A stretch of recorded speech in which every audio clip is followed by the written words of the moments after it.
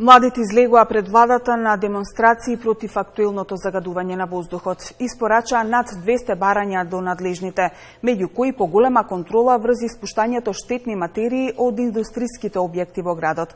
Рекоа, филтрите не работат. Вечерва само во Македонија штрајкот се викам, односно маршот е за чист воздух. Во цел свет е климатски марш.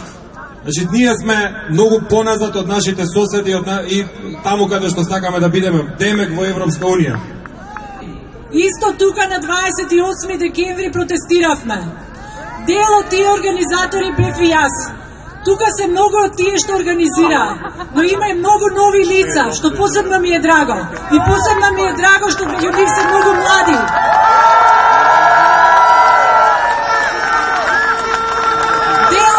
Што организираа сега се во оваа зграда позади.